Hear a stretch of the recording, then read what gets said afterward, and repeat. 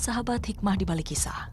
DI, seorang pemuda di kota Medan, Sumatera Utara ditetapkan sebagai tersangka usai membunuh begal yang merampas telepon genggamnya. Berdasarkan kronologi kejadian, saat itu DI, warga desa Seiklugur, Kecamatan Pancur Batu, Kabupaten Deli Serdang hendak pulang ke rumah. Di tengah jalan, DI dihadang oleh komplotan begal yang langsung merampas telepon genggamnya. Tak tinggal diam, DI mengejar para pelaku yang kabur dan berhasil menarik RZ, salah satu anggota komplotan begal, hingga terjatuh dan langsung menikamnya dengan pisau. Naas, nyawa RZ tak tertolong akibat lukanya. Karena ketakutan, DI sempat kabur ke Riau. Namun, atas nasihat orang tuanya, DI akhirnya menyerahkan diri ke petugas. Tak jauh berbeda, membela pacar yang akan diperkosa begal, seorang pemuda tusuk pelaku hingga tewas. ZL, pemuda 17 tahun warga Gondang Legi, Malang, Jawa Timur, jadi tersangka pelaku penusukan saat ingin membela diri. Ia sedang bersama pacarnya ketika Misnan dan kawan-kawan datang dan merampas telepon genggamnya. Amarahnya timbul saat Misnan mencoba memperkosa pacar ZL. Berusaha membela kehormatan pacar, ZL mengambil pisau kecil untuk praktik sekolah dari jok motor. Ia menusuk dada Misnan yang berakibat kematian karena kehabisan darah. Saat ini pelaku penusukan tidak ditahan. Berdasarkan bukti dan keterangan, ZL hanya dikenakan wajib lapor. Untuk status hukumnya, polisi menunggu putusan hakim. Apakah kasus ini termasuk pasal pembunuhan atau membela diri?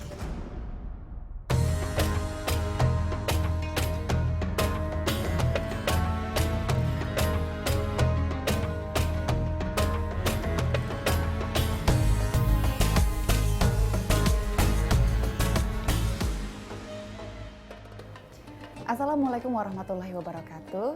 Alhamdulillah pagi ini kita jumpa lagi nih sahabat hikmah. Seperti biasa kali ini bersama saya Rahmah Hayuning dan sudah ada Ustadz Zaki Mirza. Ustadz Zaki, tadi kita melihat sebuah tayangan ya. Rasa-rasanya ini kayak nonton film gitu Ustadz Zaki. Tapi ceritanya jagoan kita tuh akhirnya menang gitu kan. Ada penjahat gitu kan, terus ternyata dilawan dan berhasil. Nah, tapi kemudian kadang-kadang ini juga jadi berujung hal yang dilematis. Karena kan ternyata sang penjahat ini meninggal atau mati di tangan yang tadinya rencananya mau dia rampok. Nah, ini kan sebenarnya dia berarti melakukan pembunuhan, tapi kan dalam rangka untuk membela diri atau membela harta atau membela kehormatan kalau di cerita yang tadi. Betul. Itu dosa nggak ya, Sat ya? Baik, bismillahirrahmanirrahim. Saya coba jawab juga dengan kisah ya. Supaya nanti ya sahabat-sahabat hikmah bisa ambil kesimpulannya kan. Ada salah seorang sahabat datang kepada baginda Rasulullah SAW.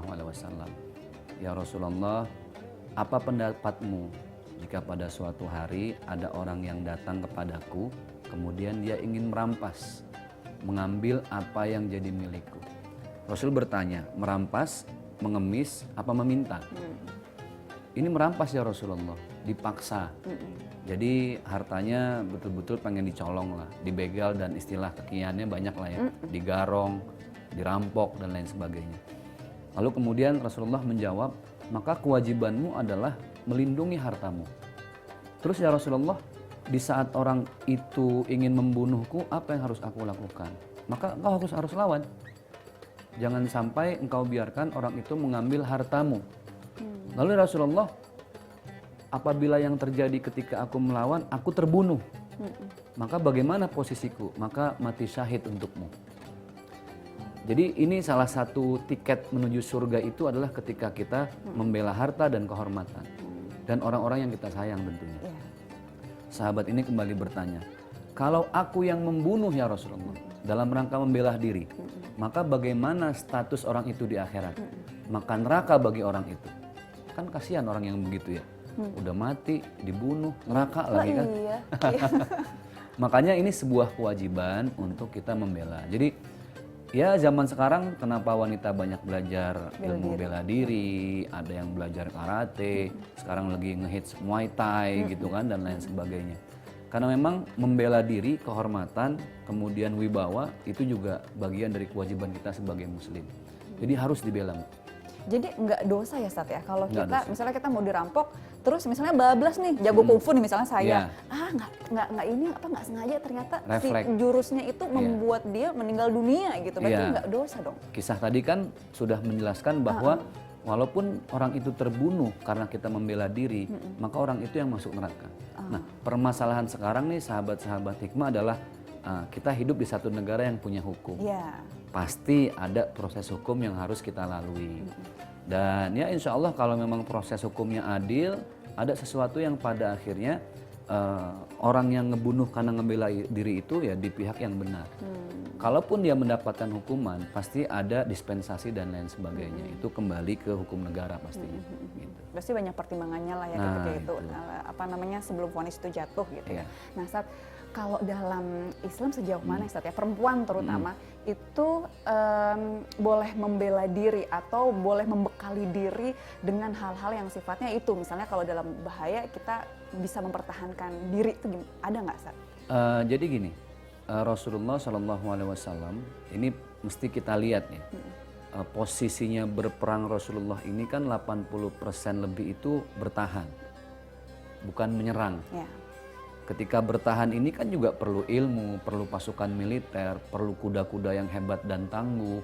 Jangan bertahan tapi nggak punya bekal apa-apa gitu. Namanya saja bela diri, membela diri di posisi yang terdesak gitu.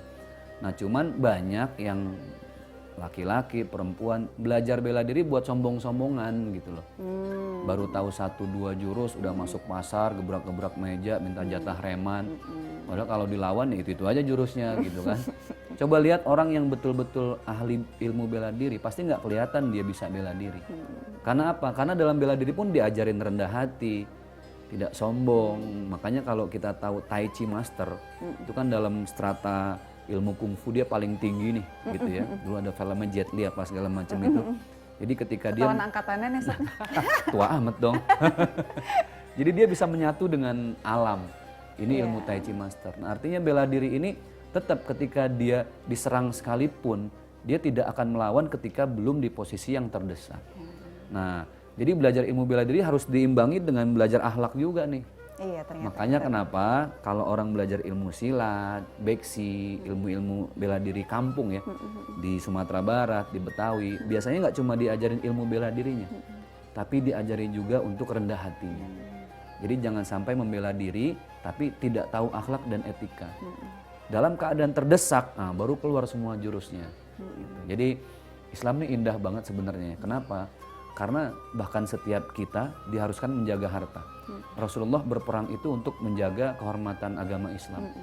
Makanya siapapun orangnya ketika dia meninggal dalam keadaan membela harta dan kehormatannya, Allah janjikan mati syahid kok. Jadi sama aja kita belajar ilmu bela diri sahabat-sahabat hikmah dalam rangka supaya kalau ada apa-apa kita sudah masuk kategori orang yang membela diri, membela harta, membela kehormatan. Jadi jangan takut.